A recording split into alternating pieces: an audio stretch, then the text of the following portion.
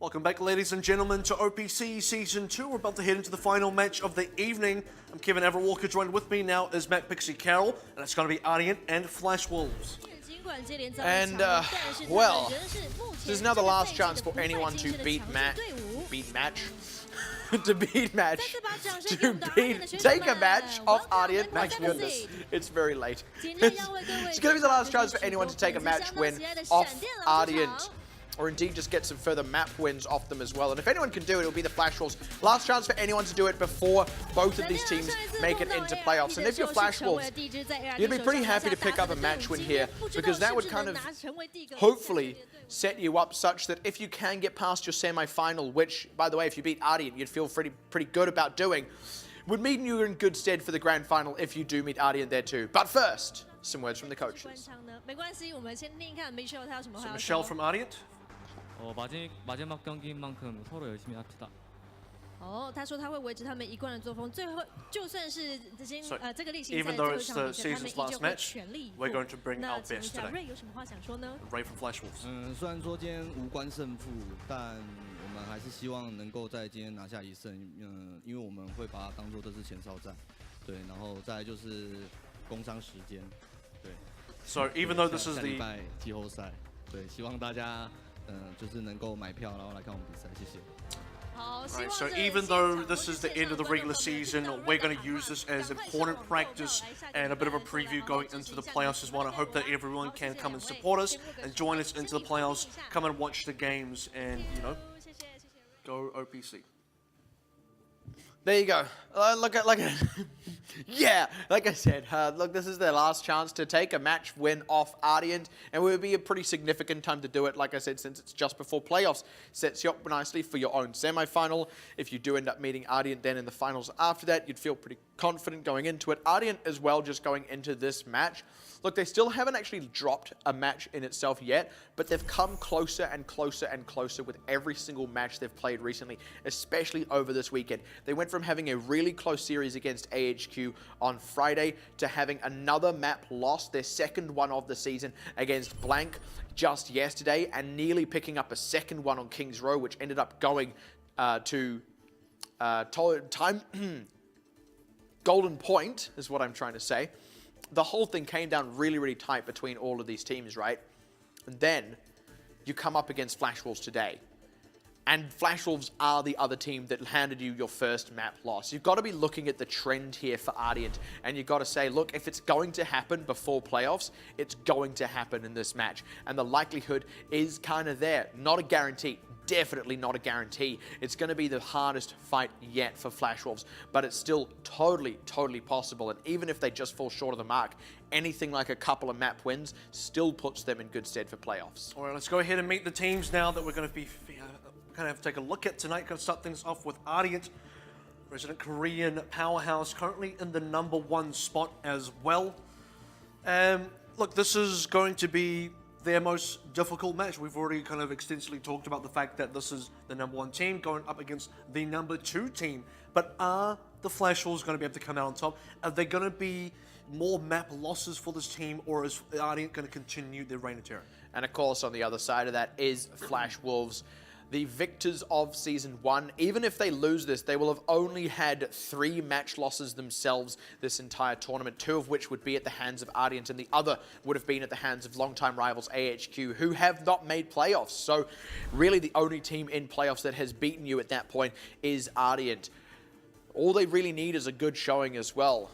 And that's the thing, this is just such an interesting matchup, and I think a very fitting one to round off the night. We've kind of said that this could well be a bit of a glimpse of the grand finals, and if it is these two teams that make it there, then whatever happens tonight will be what both of those teams carry into the finals. If it's Ardeont picking up the win, but it's a close one, they've got to expect that maybe Flash Wolves could overcome them later on down the line. If it's Flash Wolves picking up the win, then suddenly it's can Ardeont bring it back in the playoffs? And really, it's all just going to come down to what ends up happening on the night, right here, right now. And it's still nothing feels certain. That's why you have to look at the previous matchup, not just between these two teams, but even of last night, because it was Blank taking Ardeont's second map loss of the entire season so far, and suddenly things look much better for this Flash Wolves squad. There was a post-match interview with Sinclair after they beat Mega, where Flash Wolves said, actually with Blank taking that map, when we suddenly feel much better going to playoffs. We feel like Blank showed everyone exactly where the weaknesses were onto Ardeont's side, and that makes us feel like our own matchup against them has now improved. And we kind of talked about this right from the start, right from Ardeont came in looking dominant, right? It paints a target on the back of your head, whether you like it or not. You are the team to beat. Everyone, as much as they're focusing on the individual matchups they have on that particular day of games, the thing at the back of everyone's mind, indeed the kind of alpha and omega goal for all of those teams, is to take down that top team, be the giant slayer. That means every time Ardeont play, doesn't matter if they win or they don't, everyone is scouring those matches looking for any sign of weakness, and every sign of weakness that does get found gets studied and gets capitalized on when you next come to play Ardeont. Flash Wolves now, they will have had their own upsets against Ardeont where they took that map off. They've got their own learning that they've achieved from that. They will have now been able to see what AHQ were able to do and new things therefore Flash Wolves can implement, and then themselves seeing Blank take off that map. What it'll really mean is we saw something in what Ardeont was doing that we feel we could abuse too. The same thing that allowed Blank to win, we think we can do it and we can do it better. And now Flash Wolves have to prove that that's true. And you kind of mentioned it in a previous kind of discussion as well, where you said Ardeont paid a massive target onto their backs with the fact that they're in the lead and by a significant margin as well. Flash Wolves are not that far behind, but they are significantly still leading the rest of the pack after the second place. And with that, you start to feel like teams are figuring Ardeont out. And that's evident in the fact that each time Ardeont play a match, it started with AHQ. In fact, you might even say maybe it started with Hong Kong Attitude, then into AHQ, then into Blank, and now to Flash Wolves. Subsequently, every time we've seen Ardeont, they've gotten a little bit weaker, and other teams have gotten a little bit stronger. Map is going to be Lijiang Tower, and as Ardeont's pick, they have that home side for what is the last time these teams will meet before playoffs, and indeed both teams' final match of the regular season. That does give the map picks 1, 3, and 5. Flash Wolves getting map picks 2 and 4. And to kind of round off what you were saying there, every other team has got better and better, got closer and closer to it. And I suppose, if nothing else, that's what Ardeont have kind of done across this season. Look, last season it really was Flash Wolves setting that precedent, especially towards the end, of like, this is the team to beat. And they were nigh untouchable.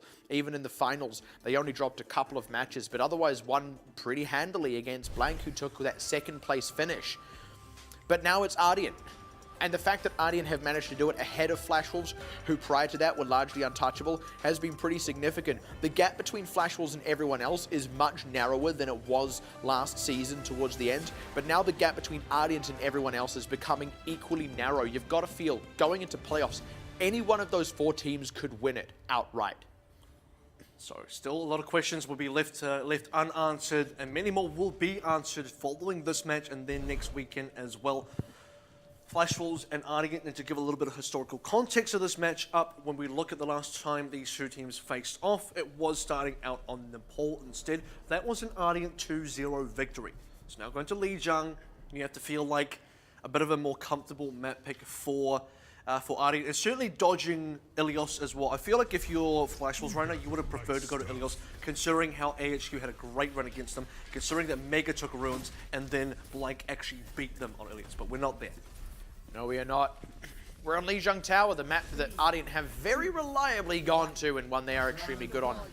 This is going to be Zonda, though, out the gate on the Doomfist, one of the few teams that has still been running that at this juncture in the tournament. The best part is he's still very effective. We got the evidence of that last night, but can he reproduce those results now?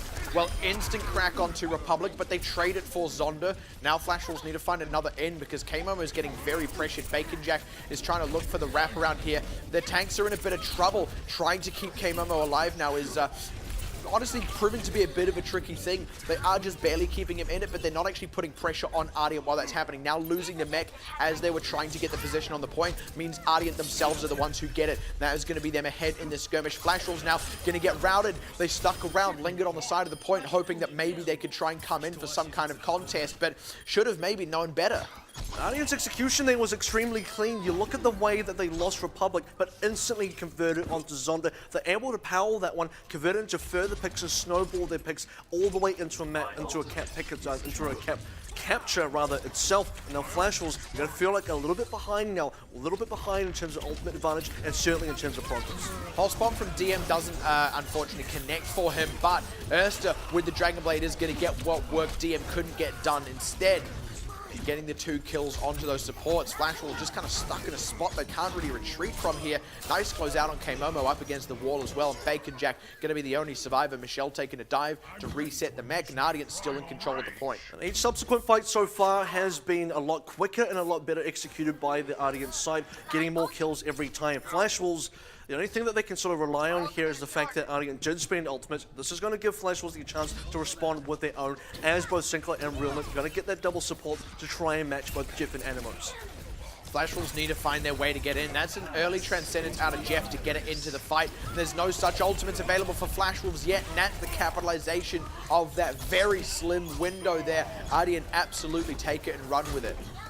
Utilizing their speed as well, that's been their deadliest weapon, what they've perfected the most across the board against all of the OPC teams. The Flash Wolves are still just playing to the pace that Ardeont have set. You've yet to see Flash Wolves really be proactive here. Apart from the first fight, you've still yet to see Flash Wolves really commit these ultimates that they're only now starting to get online for the rest of the team. And they've got to get mileage out of them, right? Self-destruct from Michelle to zone these men out from the point for a moment, pushes Ardeont past that 90. Getting onto the point, though, as they lose Realman, who had that sound barrier, wasn't able to commit it. Good pick up on Republic, though. They're getting the pressure out on these members now. They want to not make it too expensive if they can so help it. Erster willing to go in to try and turn it back around as DM gets a catch as well. Zonda stale in the fight. That does mean they've had to commit more ultimates, but he goes down. The self-destruct does catch a couple, and this is now the fight closeout and cap for Flash Wolves. Ardeont will instantly come in for a recontest, though, with Republic respawn and Erster still in this. And Flash Wolves, this is where they would have wanted to have those ultimates. Realman again going down with the sound barrier, and Ardeont instantly coming back in, and with 99% of progress on their own side. This is how quick this team plays. And this is the problem as well for Flash Wolves. Even though they got the cap flipped over, even though they got that initial fight when Ardeont, they flip it back around. Ursa came in, you got a chain of kills, and Flash Wolves are still on the back foot despite winning. Finally getting the sound barrier off, but Jongi still goes down. The catch on the Animo is something. Ardeont got the point cap though, and they're still getting these kills. Flash Wolves without really having the numbers here, just never had the opportunity to do anything in this bit of the fight now as it closes out towards the end. The Primal Rage from Republic, it'll be the self-destruct from Michelle if they really need it, and odds are they won't. Throws it out for style points, still getting kills on the back end, and Ardeont very much shut out of that point. Sorry, Flash Wolves shut out by Ardeont. That's how it happened. Yeah, you saw it here, folks. Heard it here first as well. And Ardeont... You heard it second. I said the wrong thing first. That's fine. Oh, the technicalities. You heard it. You heard it in the end. Eventually, you heard it, and it was here that it happened. The right message was delivered to the right address, and that's how it is between Ardeont and Flash Wolves so far. And the thing that really concerns me about the Flash Wolves side is lack of ability to adapt to the pressure and the speed that Ardeont are still able to set. And it's quite evident in the fact that despite Flash was winning a team fight in the middle there towards the end, finally flipping it over, they never cleaned Ardeont out. They never forced a full reset. This is a big problem, and it's actually punishable. The fact that Ardeont don't go for a full reset means they're still just kind of trickling in with individual members. The problem is those individual members are getting kills. Guys like Erster trickles in by himself, picks up a triple. It's because Flash Wolves only just barely were ahead in the fight, so Ardeont, they knew they could still get a few to give themselves a numerical advantage later on. It's going to be that same kind of slick execution onto control point now, control center rather. Need to get the opening catch, but it's again losing Sigler and Realman that kind of pulls the rug out from under Flash Wolves, and it is the lack of floor that sends Zonda and the rest sliding back. K-Momo at least lives. That's something. That's the only thing that you can really say about Flash Wolves right now that they have going for them now. It's going to be Ardeont moving forward, looking for a bit of a spawn cap. They don't really have the composition to do it, but they're going to try anyway because they have the position to do it. The Flash Wolves, they're just kind of sitting around here. They're waiting for the entry point, and this should be happening sooner rather than later. That's all it is. They just need to find their way in, right? Flashbang doesn't quite connect on the DM. And even as they're starting to move forward, Ardeont are just piling in all this damage. Now there's this EMP available that they're willing to commit in. They get Zonda and Sinclair with it, and Flash Wolves How are they just getting so spawn camped? They're the second place team in this tournament right now, but Ardeont are making it look like they're the last place. The real issue here as well is usually in this situation with the EMP in play, you'd allow Flash Wolves to push him first to get a better EMP engaged. Because of this, Jeff rushes in the EMP instead. Ardeont then collapse onto the Flash Wolves, who just were none the wiser. Ardeont now committing this time around with the Dragon Blade and Sound Barrier, and it's more than enough. Jongi knows better than to commit a Primal Rage, and again, hey, K-Momo gets to survive at least, but Flash Wolves haven't even got close to the point since it was capped by Ardeont. Ardeont eventually do run out of ultimates here. Ursa getting chunked down just a bit. Flash Wolves, this should be their opening. They have double support ultimates coming up very soon. If they don't walk in here, they're not walking in at all because Jeff about to get the second EMP. When that happens, you got to think lights out for Flash Wolves. That's the thing, right? Geez, if it isn't their ultimate, then they never do get one. Self-destruct then splits up the team. They're still able to start committing, but they lose Bacon Jack on the flank. Goes down to DM and wasn't able to use the pulse bomb. Nice flashbang headshot though. Gives Flash Wolves some legs in this fight as they get onto Animo as well. Trying to close out on Michelle because they're just these two tanks stopping any reinforcements coming in and protecting Erster, who's going off on the back line. Flash Wolves started making for the point but had to back up because Ardeont was stopping reinforcements. I don't believe it. They're still not on the point. Even as they close out on Michelle, they lose Realman. They at least get Republic down. Self-destruct on the point to make that space to help secure the cap. They haven't secured it just yet, but it is looking good. Once again, though, they will have to deal with Ardeont coming in for the contest. They need to regroup fast. The reason Flash Wolves took so long to reach the point itself is you kind of saw that Republic and Michelle still had the spawn control, still were holding up members of Flash Wolves. Flash Wolves were split up. They couldn't commit their entire force on the camp, and they couldn't get their camp. They couldn't get the rest of the members out of the spawn itself. Now that they do have the camp, though, they can be a little bit more competitive. They barely killed Republic though. That was a Deadeye and some, and they still only got traded back for Jongi and instantly Erster. That's how you use a DPS ult, folks, and instantly again gonna convert back off Flash Wolves. That creates a stunning 2-0 on Lijiang Tower, and that did not look as competitive as you would expect the first and second place teams to look. And call it a misstep by Flash Wolves, but now it's looking more and more difficult. Flash Wolves might be able to come back a little bit later on when we progress to hybrid, when we get to assault as well. But otherwise, this was a very one-sided Lijiang game, and here's why. Ursa able to get so much done. The Barrier Blade combo out of this team at all junctures. This spawn camp lasted a good 30%, if not even more. Flash Wolves just struggled to get any distance. You know what, Flash Wolves? That's how it feels, huh? Because they do that same spawn camp. They've done it on Lijiang Tower a whole lot. So they should. Yeah, exactly. Like, it's smart. They do it because it works. It's the right thing to do, but they do it a heck of a lot. But that's, honestly, I mean, it's a taste of their own medicine. But the thing you've got to think is, like, if you're a team that's able to do that so often, how is it you fell such prey to it as well? Surely, if anyone knows how to beat it, it's going to be you. But it wasn't Flash Wolves, and with that, it's Ardeont picking up the map win, setting themselves up 1-0 up to start it off. Flash Wolves, though, hybrid was where they got their last map win against against Ardeont, so this is maybe their opportunity to start turning the map back around. And also easier said than done, I guess. I mean, you know what it is, and you know what you kind of need to do there, but you're not going to be sitting in the spawn directly. You're not actually just going to be waiting there. You are also trying to get some ultimates out of the Ardeont side who you know are ahead. When you're playing from behind like that, just kind of running in kind of spells your doom there. Waiting isn't really ideal either, so it's kind of this thing where there are no easy options here. You just have to find an opening. This is why you saw Zonda playing rather patiently, trying to get a flashbang on the guy like DM. That could have been a pick, that could have been the opening, but they couldn't quite get it in, even with Ursa diving with Dragonblade, even with Jeff diving in with the EMPs as well. If any of those guys got picked out early, any of the flashbangs landed, that could have all been over. And actually, I'd go as far as to say that Ardeont kind of misstepped there. They played a little too aggressively in a way that is kind of punishable, but just didn't happen. Exactly, and you feel like if anyone's going to punish you, it would be Flash Wolves, but once again, not quite this time. Taking a look at some replays now, opening scrap on Night Market was honestly, it was actually off to a good start, but the thing is, suddenly Zonda had to use all those movement tools to close out the kills. You sort of wonder where Jongi and Bacon Jack were at that exact moment to close out on Republic.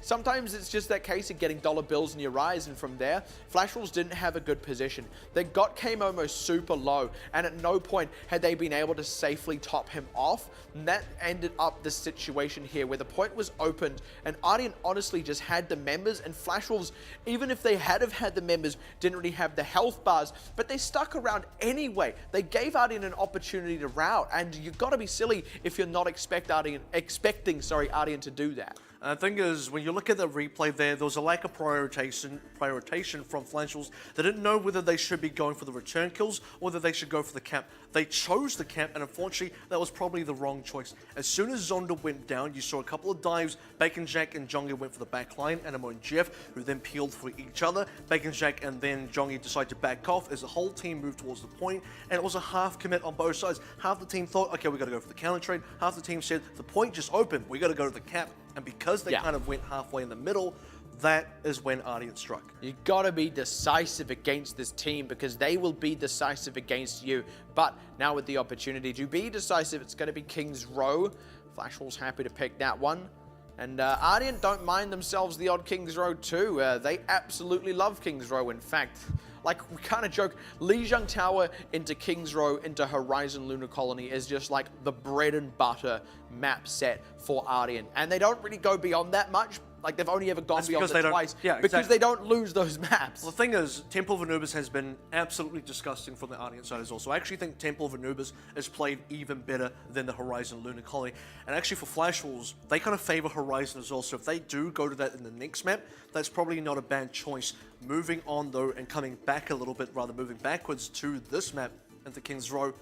It's a good pick for Flashwalls when you consider some of the decision making here for why you might go to this map. Is the opportunity now to slow down the game. What Ardeont do so well is speed up the pace to something that you can't really handle. They speed up the pace to something you're also not used to. Ardeont plays so quick, they're so good at dictating the pace of the game and the tempo of the game. They're going to King's Row, picking really shield heavy tanks, picking the Junkrat, stuff like that. Really kind of having the right composition to punish missteps from Ardeont is where Flashwalls can get their win. The thing is, Flashwalls are very similar to Ardeont in a lot of ways, except for that one key factor being speed. Ardeont's super fast, whereas Flashwalls are sometimes almost the epitome of a slow and steady set-up kind of team. But they have still taken map wins off Ardeont. That is kind of the record coming into this. The ability is there, it's just all about making it happen here. You've got to wonder, if it doesn't happen, what does that mean for playoffs? Because we've been saying all these teams have got closer and closer to Ardeont. Would it mean that Ardeont have managed to push even further to stay ahead? Or does it mean that Flashwolves are actually the weaker of those four teams? Well, that's a scary thing, right? Can Ardeont push even further than what they've shown? Even for the playoffs, which is only 1 week away. Ardeont will be making a lot of change-ups. They only recently dropped that map to blank last night, so within 24 hours, they'd be leveling up, and that's quite a scary thought, and for Flashwalls as well. I don't want to count them out just yet because there's still at least 2 more maps to go, and I believe that Flashwalls should pick up at least 1 map along the series, so potentially even going to 4 and 5. For Flashwalls, this is the opportunity to show how much damage they can do against Ardeont. You've got to make it be at least something. Like, at least you've got to repeat your performance in getting a map off Ardeont. If you can't actually do that a second time in a row, then you do have to start looking at, you know, just the relative progression of these two teams since they last met at the halfway point, the end of the first round robin. So it's going to be the aggression out from Ardeont, instant conversion on the back line. Flashwolves just not seeming ready for the dive. They try and get the counter trades in, but all they catch is Jeff as Jongi goes down. Bacon Jack as well, busy trying to flank around the side of the fight, but just not getting anything done, and Flashwolves solidly beaten back from point A. There's a positional area there from Flashwolves as well. They backed into a corner, they're back towards the Alderworth Hotel instead of to their own archway. Part of the members went to the archway, the other half didn't. And you could have saved Zonda, you could have saved the members, and now they don't even return to the cap in time, and it goes over to Ardeont. That sleep was absolutely clutch. If that hadn't gone through, that would have been a rout from Ardeont. Flashwolves knew it too. Smart backing off, and they close out on Republic. Gives them the opportunity to actually get a bookstore hold, so they don't get the contest, but they at least get something out of this. The other thing that Flashwolves do have is some ults. They lose one already though. Yeah, never mind. The sound barrier does not save anyone. In fact, they didn't have it. It was actually Ardeont's sound barrier. Funny how that works. That's safe. And they're just not getting anything in return at all there, Flashwolves. You get that one on Republic, you go, yeah, we can do a bookstore hold, but dude, they just fell to bits. The thing is, you actually have to hold that one. You actually have to get somewhat aggressive, and you're looking for the proactive plays from Flashwolves. It's not happening just yet. Now it's the tried and true. Zonda back onto his soldier that he's so well known for. If Flash Wolves don't get it done on this composition, you think they can't get it done on any composition, and Ardeont still waiting to strike 3 members, ready and waiting. It's pretty intense. Good pulse bomb connect on Republic, but they can't close out the kill. He's able to commit the Primal Rage. Now the pulse bomb in from DM doesn't get anything done, unfortunately. But Ardeont still got the momentum on this side. Sinclair the first casualty as the dive proves to be a little overwhelming as Jongi pressured out in equal measure to Republic, but Republic stays alive. That's the key difference, and it does seem that that's the ultimate difference between these teams. Ardeont stay alive while Flash Wolves all fall down. No more kills just yet in this fight, but Ardeont looking to pressure out the cap. I think as Flash Wolves did disengage, so now they can re-engage onto this cap, and they have a couple of ultimates. Zonda needs to stay alive though because so close to tactical visor. Every single time they go in for the fight, but they're just not expecting Ardeont to jump past their frontliners as aggressively and as decisively, and they take these members of the backline far too far away for Flash Wolves' members to fall back and reinforce. Every single time, same trick keeps working. Ardeont, they're gonna, well, if it's not broke, if it's not, don't fix what ain't broke, it's essentially what I'm trying to say here for Ardeont. They're gonna take that one in a stride as they move along. Still, just have all these ultimates in an advantage. Flash Wolves, you're just waiting for that response, you're waiting for that stabilization, but so far they haven't shown it. Already, all the ultimates piled up for Ardeont. Flash Wolves, they've barely even had ultimates up, let alone had an opportunity to use them. Jeff very aggressively in with the Transcendence because they know they can just convert these kills on the backline, and again, the pressure is overwhelming as Zonda goes down.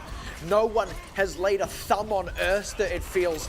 Just a few kind of peppering shots here and there, love taps as it were, but Erster, it's not love taps out of him, he is going in for the kill. Feels more like pain taps here, and for Flash Wolves, still waiting for the response from Zonda. Where's this tactical visor being? You can pair it up with the Transcendence now if you like. You're going to have to as soon as Erster pulls out the blade. Good pressure onto Erster is going to force him to reconsider using the blade here, but Jongi's life is also important. Thing is, it's, yeah, good pressure onto Jongi as well. Tactical visor comes out, but he's just got no one to shoot at. Getting buffeted and corner trapped here. They at least demech Michelle, but Zonda's going to lose his life for it anyway. That's not enough of a trade. Jongi bumped off the edge by Republic, and they're just still losing all these members, even as they try and flood out the gate. Sinclair dying without even using that Transcendence, that last stall tool, and yeah, now the blade. Erster going in for the kill, like we say. Pain taps indeed. That is one heck of a time for Ardeont. And this is unfortunately one of those situations where usually with one team being quite dominant on an attack, you kind of have to say, well, the defense did a good job of staggering. The defense did a good job of stalling up that cut, so still it was like 1 minute, maybe a 2-minute attack, but for Ardeont, that was nearly 4 minutes remaining still on that clock. You just can't say the same thing. Flash Wolves, unfortunately, just did not have a presence at all on the Yeah, that defense did a good job of dying. That's what we can say about Flash Wolves here. It's a little bit rough, but man, Flash Wolves, like I said, you've got to at least get a repeat performance, but just to be honest, even in the sheer individual execution, they're not playing at the same level as they were last time they met Ardeont. They're not even playing at the level they can actually play at in general. I don't know what's happening here for Flash Wolves, but they're running out of time to fix it. You're going to have to expect a better attack from Flash Wolves as a minimum, otherwise you're going to be 0-2 down in the series. Ardeont are looking great so far. Flash Wolves, unfortunately, not the same. So, the attack strategy has to be solid. They may not match the same 4 or just sub 4 minute attack that Ardeont got, but you are expecting to complete this attack nonetheless. You'd certainly hope so. I mean, if you don't, if you get fully held, then you've really got to question what's going wrong here for this team. Because, I mean, all the other pressures of this matchup aside, everything else riding on it aside, this is also, doesn't matter who you're playing against, it's your last showing before playoffs. Whatever you perform at here is what you've got to say your baseline is as you start preparing for playoffs. And if your baseline for that moment is below where you've been at previously in the season, first you've got to figure out what went wrong before you can even think about pushing yourself to the next level. Yeah, you also have to consider, look, is it just Ardeont? Is it just this one team? Because it's just so hard to say. Flash Wolves have had a great record against just about everyone else, but they need to prove themselves here more than ever. It's going to be Ardeont now changing up the compositions. Double shield on both tanks and Ursa on the Junkrat. They've got the exact right tools to deal with Zonda and Sinclair here, and that's reflected in how much pressure Zonda is taking. But it is ultimately DM going down first as Flash Wolves able to just weather the storm. Now looking to get the position around the side so they can start closing out on these tank members and the Junkrat too.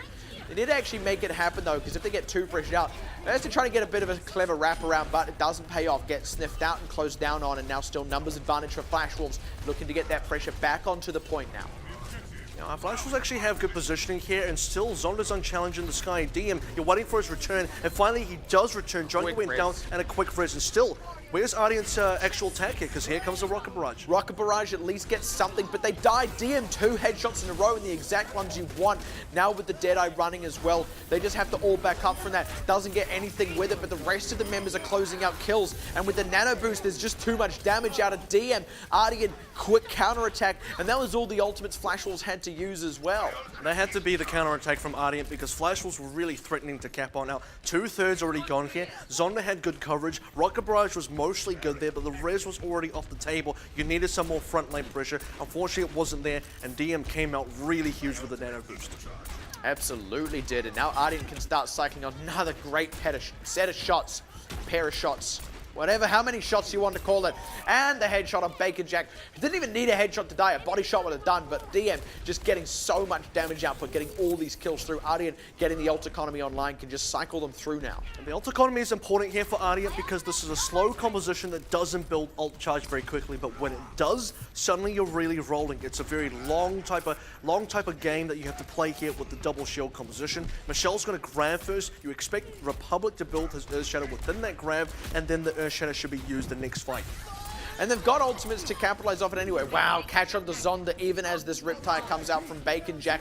They do spend the res on him, but Bacon Jack dies now. And you can't bring all those members back. Bacon Jack needs to get something, gets Animo, but they've already lost Jongi. They just can't get a leg up in the fight, even with the sound barrier committed. And Ardeont still have ultimates they can cycle through. Flash Wolves are relying on a Rocket Barrage, but they've got to keep Zonda alive to make that happen. They lose K-Momo. They need to get these respawners in, but they just keep losing members as fast as they can get them back from base. Now Michelle's sitting on 100 energy as well. We're getting towards that next fight that has been foretold. And for Flash Wolves, got to dodge the Earth Shadow. The good news is 2 of the members will be in the sky. So where is this Rocket Barrage going to come in? Because that has to be the saving grace for Flash Wolves. If the Rocket Barrage is not successful, if DM takes down Zonda, then it's all over. This is your last chance. Nez going to be the Rocket Barrage, gets Republic, takes that crucial ultimate out of the fight. But Ardeont truly themselves are never out of the fight in total. Instant catch onto Sinclair means no res can come up for this fight, but the cap does get through. Ardeont are actually a little scattered around this one. Oh, DM though still gets the wraparound to get the kill on Zonda, and they are going to lose DM, but they actually have the opportunity to get a bookstore hold. The rest of the team is respawned and they're in a good position. Ardeont are going to have to wait for DM though. That's the only issue with this bookstore hold, and DM would have respawned all the way into 3rd, so he's got some walking distance before he makes his way back.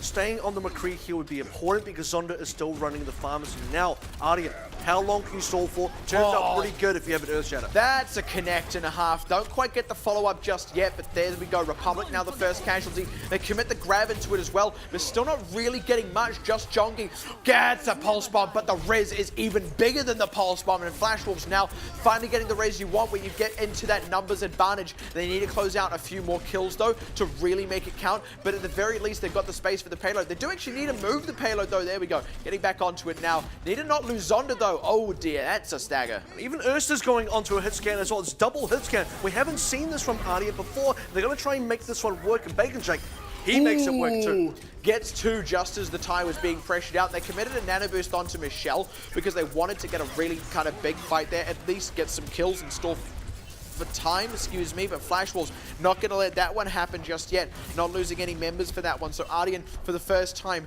going for something that doesn't quite work out. And now Sinclair has to stay clear of this Graviton Surge. That's going to be the deadly weapon from Ardeont that's going to try and clear Flash Wolves here. And if Sinclair survives, expect another big res. That's what brought Flash Wolves into the last fight. That needs to be what buys them again now. Self-destruct in, and Michelle does commit a grab, but he is a little low. Still got the res in here as well, even if Flash will start to lose members. This is honestly Jongi just trying to go monkey mode, trying to get the convert, and they do take Republic out of the fight. Finally getting the pressure onto these tanks, can now start pushing the healers back. The double hit scan can't quite contest it. Flash Wolves aren't going to get that second cap. It is still alive. You can tell when Flash Wolves have the momentum behind them. You can tell when they're proactive, they're actually getting a lot of work done. Even with his death now, this is the first time Ardeont in all of Streets, in fact beyond Streets, have actually slowed down Flash Wolves. Keyword there is slow. You haven't stopped them yet. You haven't forced a full reset.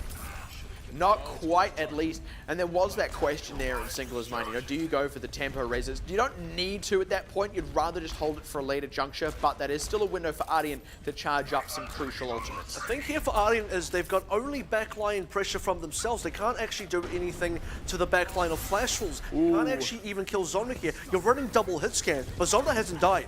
The Earth Shatter couldn't get followed up on either, but they do get some rockets onto Bacon Jack, and now with K-Momo low, Ardeont feels safe going in for the commit. Erster not really getting anything though with that tactical visor, but DM happy to get something instead. There's the race to bring Jongi back into it, but they instantly lose Sinclair anyway. And Ardeont just keeping the pressure on in this fight. Turns out putting Erster onto the soldier was definitely the right call to make. Unfortunately for Sinclair, well, I guess he's changing anyway. You probably do want to change. In fact, Zonda after that rocket barrage, or even before, now going to change things up as well. That wasn't a very good res, unfortunately. It just meant extra deaths. But they are wanting to go for a different composition. Ardeont still staying on the exact same thing here. How much more mileage can they get out of this? Because Flash Wolves now have finally been stopped up. And they do have some ultimates coming up, but still Ardeont have the right ultimates to just rotate through this fight. The Deadeye can be a big boon. They've got the sound barrier to last out. You've got to question how Flash Wolves find their end here. That's going to be the commit. Certainly one in DM. It can't get anything because the bubble's still up. It's not been cleared yet. DM's even low. Still threads the needle and gets Zonda. Yeah, because Zonda didn't know where DM was. They actually hadn't spotted out the positioning. And they do at least get the kill on him. But it's still Ardeont ahead in the pressure in the fight now because Flash Wolves had to pull back to deal with him. Pulse Bomb onto Republic looks kind of pretty, but it just doesn't get anything done. And Bacon Jack dies. Flash Wolves again having to pull all the way back to base just so they can regroup. Ardeont have a good set of rotations now. They got damage from Ursa, they got sustain out of Republic as well. Really just actually more damage out of Republic if they can land that Ursa. That's going to be quite deadly. And the Flash Wolves, well, see if you can get anything done with Jongi. Yeah, how primal. How primal can you get? You got to actually block the Earth Shadow. That didn't happen. Nope, that's not a good start. And great wrap around onto the backliners of Flash Wolves. K-Momo cannot face two directions at once. And with the nano boost as well, instant conversion. Not enough time left for Flash Wolves to regroup this time around. It's just going to be the few members that are here trying to touch the payload. K-Momo will get there. What? That's a surprise. They didn't quite touch it in time, and I think what it was is he actually started channeling the self-destruct before he had touched it. The mech when self-destructing, doesn't count. It's only the actual diva. That would have been what it was, hadn't actually touched the point of the payload to cause that contest. Even so, I am going to be frank with you, they had two members nearby and only one who could maybe come in and reinforce. They had the self-destruct, but it still wasn't looking good. There were the ultimates from Ardeont, and if it had gone through, it still would have been an overtime. No matter how you slice it, Flash Wolves would have been on the back foot in this kind of uphill battle, and you would have questioned their ability to close it out and win it. But off the back of that, at any rate, goes to 2-0 up now in favor of Ardeont, who also get to take it to the third map of Assault, it being their home side pick. And you got to question, will Flash Wolves even get that one map win?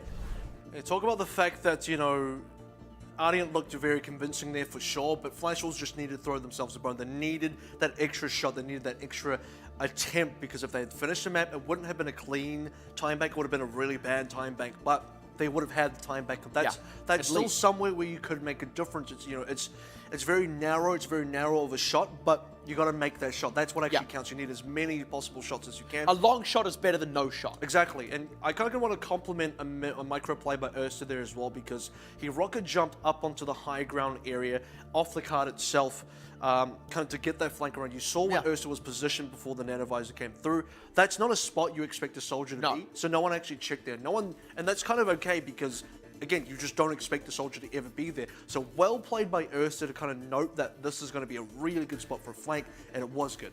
The thing is, though, Ardeont are doing that so consistently as well. I mean, even DM wrapping around the back side when he was channeling the Deadeye, right?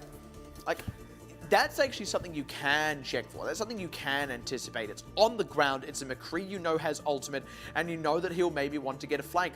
Like, you got to at least have Zonda like ready to pull back and attack that one, or maybe Bacon Jack. And by the way, speaking of Bacon Jack, he had very, very little presence. Like, even in terms of getting damage done in dives, we were often just seeing him around the sides of fights, but not really in them. Let's go ahead and take a look at some replays though. Maybe if we can spot Bacon Jack. Certainly there, and the rest of Flash Wolves are as well. A lot less Flash Wolves. Bacon Jack, what he does do is able to stay alive for a long time, so he's not getting picked out too early, but it's not really him either, because the problem is he can only do so much. Yeah. It's very, I guess, you're asking a lot of the guy if you're wanting, okay, your team's dying, but just get a 1v6. Oh, yeah. Because why not just kill the whole team, Exactly. even their whole team? He certainly- There's only so much you can do as one guy. Yeah, you're And certainly not gonna be able to What he carry. does do as one guy is that he doesn't feed his own life. He actually stays alive. Certainly. And what it really is, right, if you, like, the lack of presence we're feeling from Bacon Jack, what it really is a symptom of what's going wrong in Flash Wolves. Look, we're just not seeing enough proactivity out of them. Look, if a Tracer seems to be totally going off, you can assume that there is some good movement coming in, especially from the Winston and probably also from the other DPS players, right? But if the Winston isn't able to do anything safely enough, isn't able to go in proactively enough, if it's your team constantly getting dove upon and your Winston actually reacting, not even being able to pull in any kind of counter dive, of course you're not going to see the Tracer doing anything. Now, yeah, sure, it means you never get that full-on you know, you never get, like, you're not going to 1 versus 6 the entire team. It's just not going to happen. But the thing you've got to kind of say here is, like, if Flash Wolves aren't going to do anything proactive, if they are going to constantly have Ardeont be the first ones charging into them, not really even make a big reactionary play, maybe they actually need to change up the comp altogether so that it is something that can handle a bit more of Ardeont's dive. But maybe that's the you thing. do just change off the Tracer in the whole. Well, that's the thing is, actually they did, because they go back onto the Assault Eventually, Tracer, yeah. which is their standard disengage comp, and they do play like that. And to be honest, there's two factors here. One is, you know, I guess it's very easy to say, oh, why aren't they just being more proactive? The actual answer to that is because it's Ardeont being proactive first. You're Yeah. fighting to be the guy that makes the first play. You're fighting to be the guy that pulls the trigger first. Let's take a look at the next replay. By the way, when it's high noon, only one Cowboy shoots. Is that how the time works? I didn't realize that was like, is that like a thing? Is that like a quote from something? But at any rate, Basically, one guy kills the other guy, so whoever well- pulls the trigger first. well, the other guy might shoot, he might just miss. The other, at any rate, more importantly here, you see, this is that same proactivity, right? They're constantly getting aggressive, trapping a whole bunch of Flash Wolves members off to the side here, and the trades totally favor Ardeont. Like, Flash Wolves aren't even getting counter trades in. Bumping Jongi off the edge was absolutely massive. The only casualty up till now had been Michelle. They do eventually, lose Republic here, but they've still got enough members in the fight to hold on to it, right? Flash Wolves aren't exactly grouped up. They're not in a good enough position to convert onto those squishy members, and those squishy members happen to have all of that healing still. They happen to have that Dragon Blade still that can close out so many kills. They didn't even really need the Dragon Blade in the end. Like, it did a bit of extra damage, but at no point could Flash Wolves ever really contest the members on the payload itself, unfortunately. The other thing is, and kind of to reiterate a point that was made during the cast, which is the fact that in a lot of teams, even if they're losing, even if they're reasonably far behind on the defense, what they have done is they have had good stalls on the card itself. They've made sure that minimal card movement has happened. And Flash Wolves, because they got wiped so quickly, because they just, again, fell into the tempo trap of Ardeont, just never had that stall on the card, never really slowed down the objective, and that's why you had such a great time. I believe it was at 3:44 by Ardeont at the end of the day. In a lot of those situations, actually teams only cap out with 1 minute or 1:30 or 2 minutes, and that would have been a lot more acceptable. Despite losing the whole time, you actually didn't give away a good cap. Yeah, but unfortunately, Flash Wolves can't really say that of themselves here. What was actually happening a lot, like, they weren't even getting counter trades a lot of the time. The few times they were, there was still momentum for Ardeont. They were still moving the cart, and if it was ever stalled up, it was only ever temporary, right? Let's take a look at another replay now. And look, the thing is, Flash Wolves just positionally never seemed to have the upper hand. And Except right now, actually. Except in this exact moment, and this almost still felt like the only time it ever happened. They got the good shots here onto DM. They start getting some pressure out, but you'll see what eventually happens is they do push up to 2/3, but Ardeont actually kind of weather a lot of the storm here. DM eventually comes back and gets a ton of headshots, and already Flash Wolves are actually getting pressured out and back because Erster has gone around the backside. He loses his life for it, but Ardeont instantly make hay while the sun's shining. They get back into position, now they can pull back again, and they can just keep jostling Flash Wolves for long enough. They draw out the res there as they kill Jongi, he comes back. Now they've got DM back into the fight. The rocket barrage is good enough, but then DM is back. Well, that's the problem, right? Because everything had been working for Flash Wolves up until that point, and the Deadeye as well then forces Flash Wolves further back, and now Flash Wolves lose all that positioning that they had gained. Killing Ursa and Ursa pulling Flash Wolves back was okay for the Ardeont side, but losing Ursa there is actually a really big detriment to the team. You lose a lot of the firepower, and you were also waiting for the respawn from DM, because by the way, he died quite early to Zonda's rockets, and that's what the whole thing with Ardeont's positioning was. They can't afford to go forward because they don't have the damage. The only one that kills Farah, the only kills Zonda, is DM. But when DM came back, that's when Ardeont decided to move up. And if you look at what Ardeont did there, the entire game plan was built to DM's return from start to finish there. Every little thing that happened, even sending Ursa around the side, he was a sacrificial lamb. Maybe he would have even taken one down with him, but they were happy to not, because it was that ability to jostle Flash Wolves a little, to make sure they didn't get too much time on the point before DM could come back. Pulling out the res was, I mean, there was a plan, but also a bonus. Like, you want that to happen if you're Ardeont and you're trying to make that happen, and then they did actually make it happen. The rocket barrage could have been a bit of a spanner in the works, but ultimately it didn't get enough done. And that's the thing. Ardeont can have a win condition like that, identify that, and set up for that, and then when DM returns, know that it's going to go off. There is no risk in them making that sort of play. Right, well now Ardeont are 2-0 up in the series so far. Flash Wolves now, potential final opportunity to try and bring it back, but to find out exactly how that looks after this break.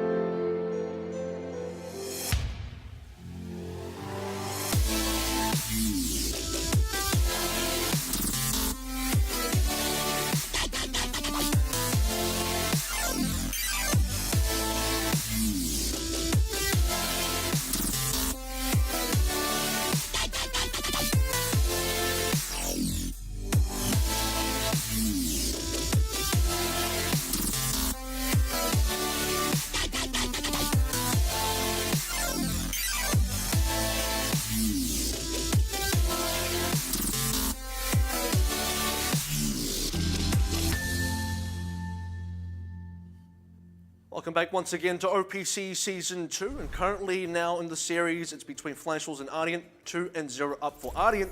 And Flash Wolves, in the final match of the regular season, so far haven't fired back against Ardeont. And because of that, it could well be the final game of the final match, right? 0-2 down. Ardeont get the pick for Assault as well. Flash Wolves have to kind of rescue this series from here. They've got to step it back up. Currently not really looking like themselves. You want to see them return to form here. At the very least, return to the form that did take a map win off Ardeont last time they met, because whatever they're showing us here is what they will carry into playoffs. What they are showing us here is a Zenyatta being cooked on a stove, unfortunately. It's pretty intense. Wouldn't be very tasty because he's made of metal. Unless you're another robot that also just eats metal. Right? Those exist. In Overwatch. Not in the real world. Are you sure? There's no robots that exist in that really are like that. I don't know. I know there's a lot of robots in the real world. That's true. It's like, I don't know. But not like that. Not that. Not quite like that, but I don't know that there's robots that exist that eat those other robots. I feel like you've maybe extrapolated just a little bit.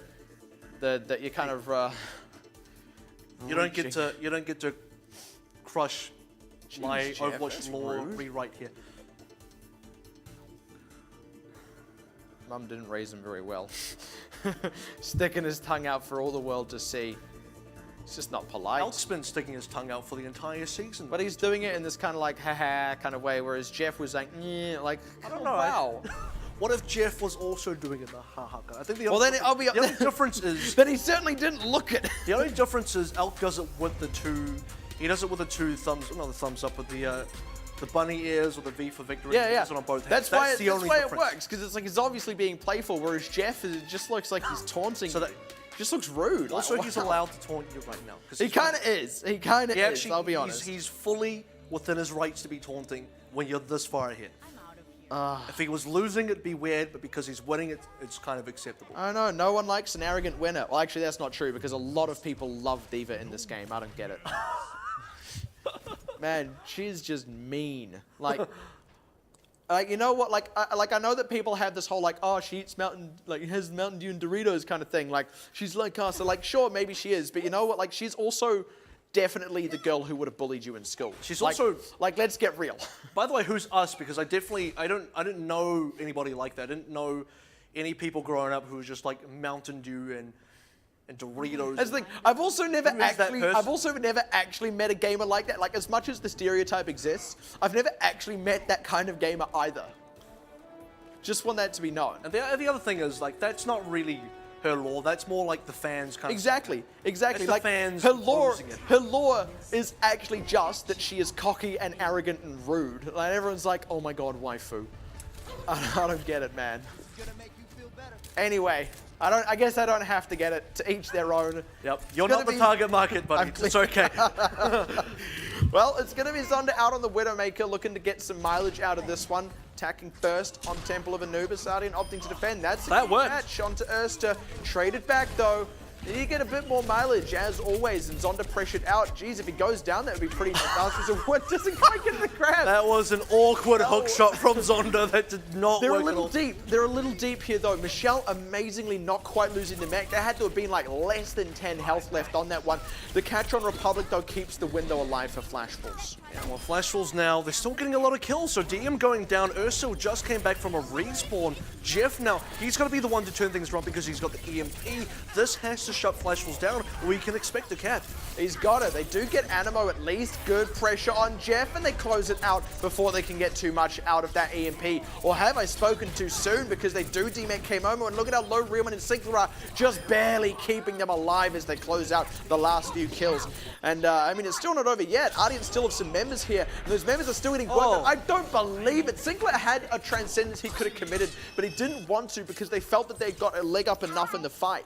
Yeah, maybe it's just a bit of a misplay there, but you can never count Ardeont out. This is the lesson that they consistently teach you, and every time you forget, they remind you. Ursa comes back in, gets a bunch of kills. Where have we seen that before? And now Zonda, still in the Widowmaker, still waiting for picks because Flash Wolves, it did appear they got somewhat complacent. Well, the dive on Zonda, there's the Transcendence this time around. Erster might die. Alive, yeah. Erster may just die. I mean, he's alive for now, but he's not able to impact the fight. Now coming into the backside of it, Zonda knew that he had not quite come back the other way, was able to take him out. Now they need to get that pressure back onto the point itself. Ardeont still have resources that Flash Wolves are going to have to fight through. And that's what happens when you're behind enemy lines with no support. And finally, Flash was able to punish it, but now Jeff's going on with an EMP, cleans up Sinclair. Yeah, instant conversion as well. K-Momo, I don't even think he can commit that self-destruct, probably still hacked from the EMP, but wow, this is really rough for Flash Wolves. It feels like they're just kind of throwing themselves at the wall sometimes. And by the way, it's good damage control by Ardeont to notice, okay, Erster's down, we're down a member here, it's 5 versus 6. How do we turn things around? How do we get in here? Running with Jeff and instantly converting kills off the EMP by all members is exactly what you do. Now Erster rejoins the fight. Now you got a full 6 and Flash Wolves. They got that 1/3. They got a couple of ultimates, but they got to use them. Exactly. That's what it comes down to. It's using them. It's getting in there. It's being proactive. Because what little Ardeont have, they will always commit first. They will make you commit ultimates just to stay in the fight that they have started. And that's the pulse bomb out from DM. Doesn't connect. And now Flash Wolves have a window, but they need to do something with it. It's the sound barrier and the catch on Jongi to start it out. Self-destruct out from K-Momo to try and make a bit of space as they barrel for the point. Close out on Erster on the way. EMP is still a factor, but the stick on Michelle should be enough to demech, gets the self-destruct out of him. They just need to not lose anyone and close out these last few during the EMP. Need to not let Ardeont capitalize off that one, and indeed, that looks to be the way it'll go. It's a big win for Flash Wolves. You can expect Jeff to have committed the EMP as well. This is the playstyle of Ardeont. The playstyle that says we're not going to give up just yet. We're always going to come back in. And so they still are now coming back in. Flash Wolves need to clean this up. They need to punish these members. They need to collect the extra kills. And then they get to have a huge snowball. So this thing, like Erster and DM will both dive in. They'll die, but they'll take 2 down with them. This time around, though, at last, DM going to get closed out before he can take anyone else down. Flash Wolves get the closer respawn. Don't really have a huge opportunity to snowball, though, but at least they keep it alive. And the thing to have to consider here is that because Jeff used the EMP in the last fight, he doesn't get it now. He has to build it from scratch, almost halfway there, but halfway there might not be good enough because Flash Wolves already moving on through. This is when you need to see the speed from Flash Wolves. If they don't go in quickly, Jeff is going to have a counter. They're swapped off onto the Reaper as well on Zonda, just to try and soften the blow of that EMP. Oh, the EMP's not quite ready yet. Where's the Transcendence? There it is, finally. And there we when go. They need to convert some kills. Not getting anything, though, with the Pulse Bomb, unfortunately, from Bacon Jack. They're still very much in this fight. Demaking Michelle is something now that EMP can come in, though, and already Ardeont ready to convert as they close out on 3. And that instantly means the moment that ultimate came out, Flash Wolves just couldn't stay in the fight any longer. Now, this is going to be a full reset now. That is the opportunity all done and dusted. Ardeont get the full reset on their side as well, but it works in their favor. Flash Wolves, they can't afford to be losing too much time here. Only 3 minutes and counting down remaining for them. Jeff did use the EMP, gets it back, is on the way to get it back fairly soon, now nearly on that 70%. Because Erster and DM have the ultimate, so they do seem rather set up. Sinclair changes onto his own Sombra, but he's way behind. Jeff getting very aggressive, and that means he's now got an EMP out for the fight. Flash Wolves still yet to find their way in.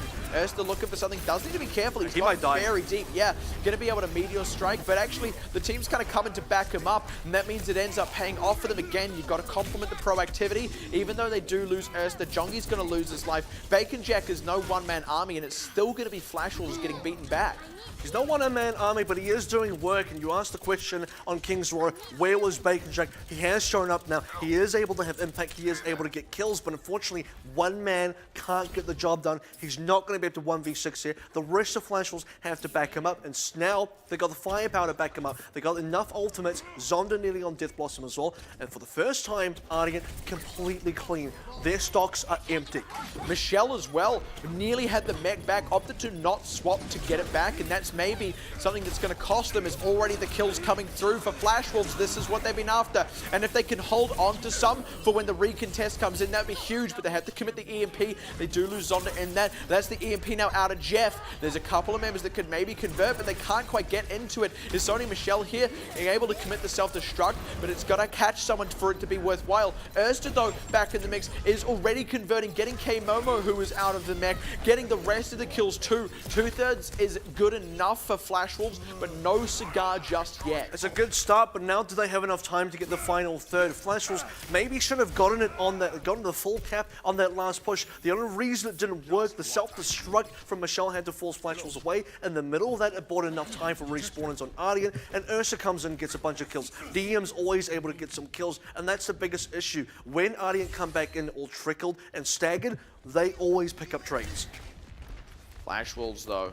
Now they're behind the 8-ball in terms of ultimates, and, well, we know what happens in this situation. Good catch on Realman, and Ursa able to just pull back with the Meteor Strike. Free ticket. Free get out of jail card for Ursa, and he gets to be a little bit more aggressive. 35 seconds now remaining. That's pretty great for them because that's one ultimate, but they get others up in that time anyway. Flash Wolves still behind in that. Waiting for the EMP from Sinclair, and now this is the go time. This is the final push. If it doesn't work for Flash Wolves here, it doesn't work at all. They got 83.5, which is their maximum cap. You want to try and get that to 90, if not even more, further than 90. Ideally, you just want to finish the map. But it's still Ardeont just being the more proactive team. They instantly convert off that EMP. K-Momo can't really self-destruct to preserve. Actually, he was able to do that. Obviously, wasn't caught in the EMP, but it's still not enough anyway. Bacon Jack can't get the Pulse Bomb out. Zonda dead, could not get in with that Death Blossom. It only just respawned, and well, that is pretty convincing from Ardeont on the hold. 83.5, solid enough for Flash Wolves, but it means they're going to have a heck of a defense. And that was a big run by Flash Wolves when you consider the circumstances. It was them going in, 6 ultimates, 0 on the side of Ardeont. That could not have been a better fight. You're at maximum power, and the enemy team is on their lowest power level. You walk in, Zonda kind of overcommitted with the Death Blossom, didn't find anyone. Then you kind of want to be very reserved, you want to be conservative, and you want to get the maximum value out of all 6 ultimates if you want to cap, especially against Ardeont, who can still get the return kills even with minimal numbers. And that's the thing though, right? Like, some of those ultimates, you want to get maximum value, but you end up in this situation, right, where especially something like Death Blossom that kind of relies on the enemy team to be clustered for you to get maximum value, sometimes you don't want to just end up in a situation where you've held it because the perfect moment hasn't come along yet. So it's really hard to decide when the right time to use it is, but Ardeont actually know that themselves, so they're always going to make sure that you're never going to get the maximum value out of your ultimates, and that means that you have to commit more than you're comfortable with if you want to get the fight win. That's how Ardeont are so able to eke out these ultimate advantages so often. Exactly, that's quite a meta thing when you consider it for Ardeont, but absolutely true, and that's why you have to consider, even for Zonda, if you're not getting maximum value, then you need minimum value, and in that case, minimum value would be to get any kills, of which he got none. That's the sad truth of it, isn't it? Now on the defense, going to need to get, well, a lot more than none kills. Got to kill them all dead. So that would be ideal. Get him dead. Get If you're here early tonight, dead. get him dead. Got to get them all dead, every single one of them, dead them all. Zonda's going to be playing the Widowmaker on defense here, so it's going to be very interesting. We'll see how long Ursa decides to stay on this. Traditionally, Ursa hasn't been able to outsnipe some of the other Widowmakers in this competition, but Zonda isn't those other Widowmakers, and Zonda has also been outsniped by the same competition. He's got the eyes on Ursa though. Ooh, good shot. There's a follow-up one as well. Didn't quite get the headshot, but instantly getting the second is, well, plenty enough. Now he's having to reposition. Republic going to get pressured out here if he's not careful, but Ardeont could just keep on the pressure on Flash Wolves as Jongi is actually low. Ends up being the casualty as Republic able to pull back. Michelle is going to be the tank casualty though on the team losing the mech, but that's not too bad for Ardeont. They can at least pull back. Michelle's movement here is actually really good, and now, because he's distracted Zonda, communicated to his teammate, DM wraps around the back, collects the kill, and now DM might just go on a killing spree. He's looking for it, looking to get these supports in the back line, does respect the damage, but now the trap can come in from Republic to pincer them. Jongi comes in to try and save them, but he goes, unfortunately can't save Sinclair. Ursa getting K-Momo's mech on the front line, and now the wrap around comes back in from Ardeont. DM does go down to Realman, but that does just mean Realman was nowhere near the fight. He was too low himself anyway, and on the actual fight itself, Ardeont were the ones converting the kill. And the thing is, when Zonda's out of the picture there, Ursa gets free reign when he doesn't have to contest an opposing Widowmaker. He's actually doing a really great job. Now that Zonda swapped him to the Genji, no one opposes Ursa except for a couple of diving tanks who cannot reach him. Ardeont And all they need is that 83, 82, 83.5%. Good catch onto Jongi. That's what they want to open it out. They're committing a lot of ultimates into this, but if they can get the kills, then it's going to be worth it. Still have that Transcendence available and the self-destruct from Michelle. They've got so many kills on Flash Wolves. Flash Wolves themselves have to commit ultimates, but they're trying to preserve them. Going to use the Primal Rage to stall. Then the EMP stick can maybe turn it back around. Michelle not able to use the self-destruct because of said EMP, but Flash Wolves haven't stabilized yet either, despite the sound barrier. And now there is that Transcendence that Jeff has been holding on to, saving up for a rainy day. And Flash Wolves still not quite finding the means to stabilize. They might be able to get it soon though, because the Zonda getting the kill into Ursa, and now still with further respawnings coming online. It's a 4v4, now a 4v3. As long as Ardeont can get the second tick, it'll be worth it. In fact, they might get more if Flash Wolves don't come back in time.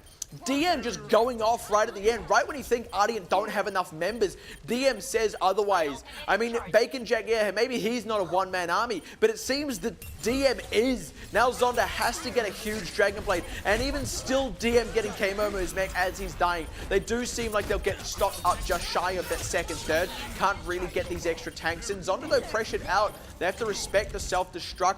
They are going to get that extra third. Flash Wolves now still on the back foot. EMP in. Zonda couldn't get the health back. Finally able to get back in the fight here. Still can't quite use the Dragon Blade, but at least it's because Ardeont have backed off and there are no targets. You have to really consider all of that happened while Ursa was still on the Widowmaker, while he's still coming back, trying to come back rather, as a Reaper. DM went down, and that's the catalyst for Flash Wolves to hold on. But now, with 2/3 capped and still 4 minutes and 38 seconds remaining, it feels like a ticking time bomb, and eventually Ardeont gone to the cap and they explode. Jongi too far forward, gets punished by Ursta's guns, and Realman instantly follows him to the grave because there's got to be a huge Dragon Blade from Zonda, and it's just not getting enough. They've lost K-Momo already, and Zonda getting nothing more. EMP out, but Zonda's had to retreat. Sinclair can't convert off it himself. Bacon Jack nearly dead, and even then, pulling back to keep himself alive meant also giving up the pressure on the point, and that ultimately results in the Ardeont win. And again, another nice micro play there. Ursa right at the end, because he used the Death Blossom while Zonda had his Dragon Blade out as well. Zonda wanted to dive back in on Ursa after getting one pick, but he couldn't, because then he would die as well. If he doesn't, he tries to deflect, he wastes his Dragon Blade. Either way, it's kind of like a lose-lose for Zonda. And Ursa and the rest of his squad are always in a great spot. And by the way, DM, still a monster, even right till the end. Wow. I mean, to say monster right to the end, you could really say it of Ardeont as a whole, because now even in their last match of the regular season against the closest team to them in the standings, second place Flash Wolves, they are still performing dominantly with another 3-0. Not going to drop any more maps this season, at least not before playoffs, and rightfully collecting their handshakes and taking their bows will go into the finals with the undefeated first place seed. And a nice little, I guess, Easter egg in the bottom right there. If you notice Serenity and Eat Up in the crowd watching that game, Eat Up's like, whoop, we got to go up against that. We have to fight that later on. Uh-oh. Yeah. That doesn't feel good, unfortunately. And it doesn't feel good for Flash Wolves either. One thing I do want to mention is, by the way, now that we have the time to kind of say it, it is a 3-0 victory in the favor of Ardeont.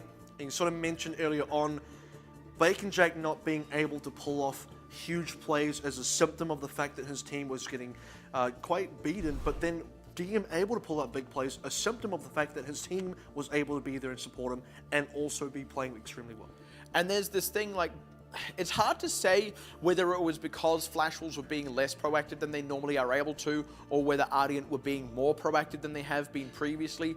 But on the whole, you've got to look at what it was, and that was Ardeont with a better performance against Flash Wolves than the last time these two teams met. And what that means will only be revealed in the playoffs, but this is, of course, on Temple of Anubis, where they started just continually rebuffing Flash Wolves. This is as close as Flash Wolves got to the cap. Yeah, so it's 2 ultimates out of the way already. DM picking Zonda out of the straight off the bat is really important here, knocking out a big chunk of that damage. The EMP does come out from Sinclair. He does get a couple of kills, but note the respawners. All of these respawners get a lot of work done. The self-destruct is going to force the rest of the Flash Wolves team away. While that's happening, Ursa picks up 2, DM DM gets another one, Ursa gets one more just because why not? And this is when you really feel like, okay, Flash Wolves, that was a fight where they probably should have won it. Again, Zonda in the middle there, got nothing done with the Death Blossom. Probably should have held on to that one. It's a very small thing, and maybe it wouldn't have helped, but you need every single chance you can get. Exactly. It's like either you hold on to a few more or you commit a few more, but they just end up kind of in that partway in the middle territory where they commit some things and don't quite get enough, and then they kind of commit some more, but they know they want to hold on to some because the respawners will come in and they know that they haven't killed enough, and oh my goodness, and now there's a self-destruct, and then suddenly Ursa has punched everyone to death, right? That's honestly how it feels most of the time against Ardeont, and that's the thing. You can't make slip-ups against this team. That's just the nature of playing against Ardeont. You end up in that indecisive moment. You don't quite get enough out of the Death Blossom. Maybe you should have committed it. Maybe you shouldn't have. But the moment you have, you're in that situation, and you've got to make the right decisions every single time. Damn what came before. You have to play it from where you are now. And it seemed that even in that situation, Flash Wolves just couldn't ever quite make the right call at the right time. Let's take a look at the next replay now. This is going to be on the initial attack out from the Ardeont side in the Widowmaker duel in the bottom right-hand corner as well. Note that Zonda, he landed the first headshot, cleans up the second shot on Ursa. Something Ursa hasn't been able to do very successfully is deal with other Widowmakers, but then watch what happens when Ursa respawns. This is when Zonda wants to play, I guess, chase the Michelle. Michelle does a great job of just keeping Zonda busy. Watch for DM's movements while Michelle's doing this. DM is around the back somewhere, blinks up to the top, coming around that left side. Zonda is still failing to get this kill. DM cleans him up, good communication. While that's happening, Ursa now set up back in the back on the right where you can see him now, and he's able to get the kills. When Zonda's not a factor, when there's a not opposing Widowmaker, Ursa's doing great. I mean, can you say tunnel vision? Because, I mean, you know, you get that he wanted to close out the kill on Michelle, and maybe even felt confident that he could, but could have just as easily repositioned, let it be someone else's problem, or even just go, okay, the D.Va's got no mech, we're probably not going to get any trouble from them for a little while, let's deal with these other members, let's be prepared for DM and Republic when they make their move, or even, let's just let them remech and take this fight win.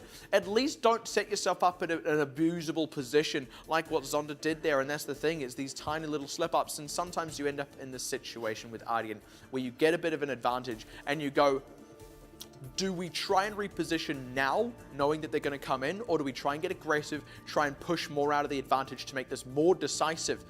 And often Flash Wolves were either making one of those choices but not quite following through on it properly, or were not quite making either choice and getting absolutely punished for it. And that's the thing, is one of the things we kind of say about Ardeont and why they're so good is their speed, but it's not just speed and execution, it's speed and decisiveness, how quickly they can make decisions. And it's not even just decisiveness in a setup phase, but mid-fights as well. How quickly can you adapt? Because adaptation speed is also that decision-making speed. If you notice something changing in the middle of a game, such as, oh, I'm Michelle, I'm wasting a bunch of Zonda's time. By the way, DM, want to go kill him around the side? That's exactly what happens. And this is the kind of thing that makes Ardeont so good and why they're a step above everyone else. Exactly, because no matter what you are doing at any given moment, Ardeont will spot any potential for weakness. It means your own gameplay has to be watertight, has to be ironclad, or Ardeont will find their end. That is going to be player of the game, going over to Ursa on Genji. And it's one of those situations, again, where it's so hard to say who should get player of the game on this team. And I feel like you'd want to give it to either Ursa or maybe DM there, just because there were so many moments, especially at the end on Temple of Anubis, where DM suddenly absolutely popped off and got a ton of kills. But the thing is, Ursa kind of had similar moments in his own right, both on Genji and also on Doomfist. Exactly. So, you know, it's the combination of, and the best sort of examples is, I guess, when Ardeont sort of struggle, because it's difficult when you say, okay, when Ardeont are winning, they're just winning, spawn camping Li Zhang, that's a bit of a whatever moment. But actually, Temple of Anubis, that was the closest that Ardeont came to potentially either A, losing, or just having a very competitive game. At least on the series. And it was very competitive. And the thing you got to notice is, even when Ardeont were really far down in the dumpster, no ultimates against 6 ultimates from Flash Wolves, DM gets himself a kill onto Reaper, onto Zonda. You got to respawn from Ursa and Doomfist, just cleaning things up. They're so far behind, and yet they don't feel that far behind. And it's the adaptation in the fight. It's reading the positioning. It's seeing that DM can get that kill. It's then recognizing that that allows Ursa to get in. And it's just all that cleanliness, that quickness, that decisiveness that has Ardeont there picking up themselves another 3-0 victory for what will be the last match of the night here for week 6, day 3. And that is the last match of the regular season as well. And to recap there, kicking it off, we had Hong Kong Attitude nearly getting upset by Matchy, but pulling off the reverse sweep to secure their spot in the playoffs, followed up by a nail-biter between Blank and AHQ Esports Club that saw Blank securing their own playoff spot as well.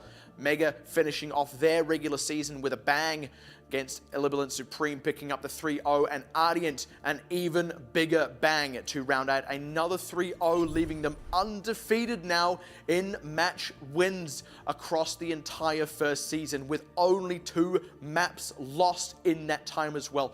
Once to Flash Wolves, once to Blank, and Blank they will meet in the semi-finals. It will be Flash Wolves in second place, who will meet Hong Kong Attitude in third in their semi-final. And then below that top 4, you have AHQ finishing 5th, Mega in 6th, Matchy Esports in 7th, and Illibilant Supreme not picking up any match wins to take the 8th and last place. Yeah, it is the complete, now finished standings of the entire regular season. It's been 6 weeks, but we're here now at the end.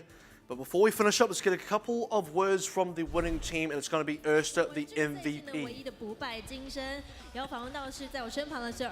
Please say hi to our fans. 안녕하세요. 저는 아디언트의 서브 딜러를 맡고 있는 어스터입니다.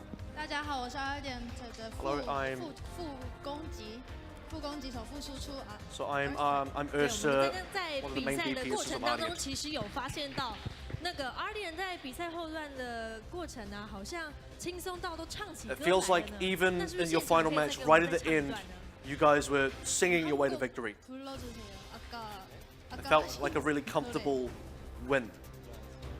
他说他刚刚没有唱，他刚刚说他真 He 的 says 是 I 唱的 wasn't 也不是他唱的。 I 哦不是 wasn't 他 one of the 唱 ones 现在 singing. 赶快撇清关系就对。那队伍里面谁最喜欢在比赛时候唱歌？ So who really enjoys singing in the middle of a match? 제일 약간 가장 노래하는 거 제일 좋아하는 팀원들 누구세요? 킬러 2명 아나모랑 제프. 他说是哦，已两经有人位举手了， So 是不 it's 是？ the 两位那个 it's 辅助 the 2 supports, Animo and Jeff, 他们这 who 样 by 唱 the 歌 way 不会影 raised 响 their 到他们 hands in the 这样 corner, I 沟 believe as 通 well. 那个战术吗？ So is that part of you know, your communication structure? Why you guys are so good at comms? 긴장을 푸는 거라서 더 좋은 것 같아요. 他说因为就是这样子，就是感觉可以就是更放松。 I feel like 更不会 it 那么 makes us a little bit 紧 more 张 comfortable, 所以没关 raises 系 our 哦 morale, 所以两 makes 位 us 是 feel 唱 good 歌 about 带 the 气 game. 氛就对了。哦然后我这边想问说，就是在对，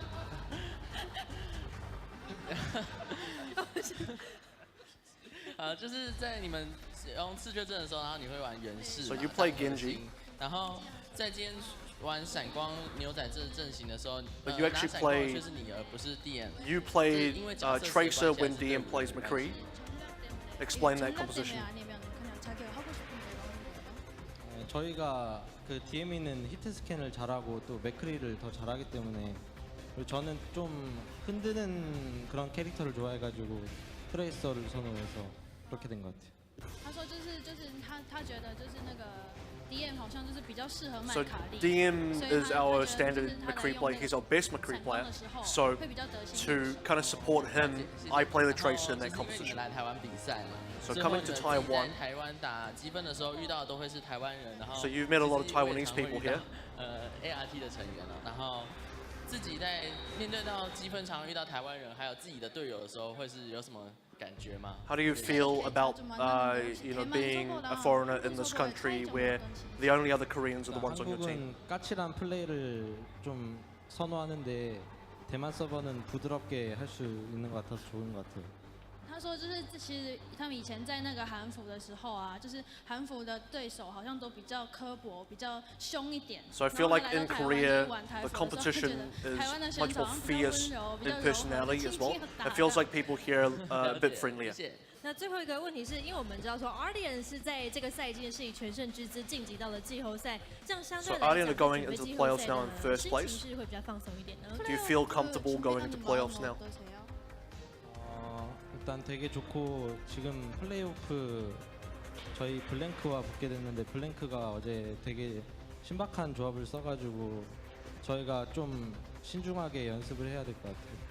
他说就是其实心情是还好啦，但是就是 Feel 因为 good in general. 下个礼拜不是要对上 Blank 嘛 But 对，然后其实他 playing 们昨 against 天在打 Blank, 的时候，其实就有一点点，他们觉得有点辛苦 we 了。 didn't 所 feel 以就是 comfortable against 觉得 Blank 他们 in 在 particular. 下周要对上 Blank 的时候，好像就是要再更慎 So 重的 actually, 练习。 we're going to be very 哦， prepared 所以 going 还 to 是会 next 有一 week. 点 We're not 点 going to 压力的。 underestimate Blank. 好，那是不是请他们再次放松一下的话，可以请他们队友上来吗？最喜欢唱歌的那2位一起上来唱个歌。 So would you like to have a song now with your other supports who like to sing? 혹시 약간 팀원들이 초대하셔서 같이 노래 한 곡 불러주세요. 네, 무대 올라와서 올라오래. 올라와서 노래 한 곡 불러주세요. 掌声给他。Don't be shy。 Tonight on The Voice OPC. 可以吗？可以吗？这邀请他上来。 네, 올라와도 돼요?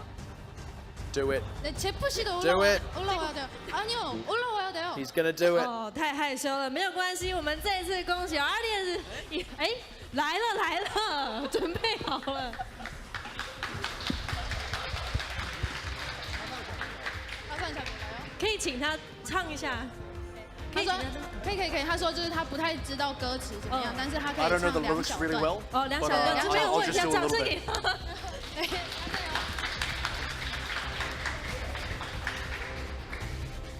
해질 무렵 바람도 몹시 불던 날 집에 돌아가는 길 버스 창가에 앉아 불어오는 바람 어쩌지도 못한 채 这哪是2小段呢？Thank you so much！ Yeah， 哇 woo！ 我们例行赛的最后一天都已经这么精彩了，下个礼拜的季后赛肯定会给所有的观众朋友们更全新、更不一样的体验。所以呢，赶快上网购票，而且只要来到我们的现场呢，就有惊喜福袋可以拿回家 Alright, 哦 of。course, 刚刚问过工作人员， moving 里 on 面的内 to 容 the 物非 playoffs 常 now. 非常的精彩 What's 哦 being。said 所以 here 呢， is 我们下个礼 make 拜见 sure 喽 if 礼 you're 拜 in 五 Taiwan, 见 get your 拜拜 tickets. Otherwise, stay tuned because the playoffs is going to be extremely exciting. That, of course, caps off the entire regular season. What a way to send it off. I mean, you get a song as well. The only way that could have been better is if someone had a dance too. But Special guest we'll performance. take what we can get here. So, special guest performance by Animo. And I don't know, any sort of final thoughts on the entire season? Look, it's been 6 whole weeks of this. Yeah, it's been 6 good weeks of this too, and that's the thing. It's been competitive for all of these teams from start to finish, and you have Ardeont who just came into this so dominant right from the get-go. Even their run through the promotion relegation tournament was dominant, and the question was, will that translate to the tournament? The answer has been yes, to the point where they are now first place seed coming into the playoffs. And the fact that it came down to the very last day to resolve that epic 3-way tiebreaker between 3rd, 4th, and 5th there. And even then, up until very late in the tournament, there were the very real threats of teams like Mega making a playoffs run. And even today, we had the real threats of teams like Matchy pulling off these upsets that could have knocked Hong Kong Attitude out. This has been a tournament very befitting of the skill level and progression of all of these teams from Season 1. And look, playoffs aside, I don't know about you, but I'm really looking forward to seeing these teams again in the future. Yeah, they're all really great matches, and just to give you a sneak peek of what we got to look forward to as well, on the Friday it's going to be the 1st place team against the 4th place team, that is Ardeont in the home position against Blank in the away position, and then on Saturday it will be Flash Wolves versus Hong Kong Attitude against home and away. That's going to start at 7 p.m. Taiwan time, so go online and do your own little time conversion there and find out exactly what that means. But other than that, look, the regular season has now ended. Week 6 has ended. All we have to look forward to now is a great playoff. So without further ado, I've been Kevin AVRL. Joined with me this evening and for the regular season has been Matt Pixie Carroll. With that, we'll see you on Friday.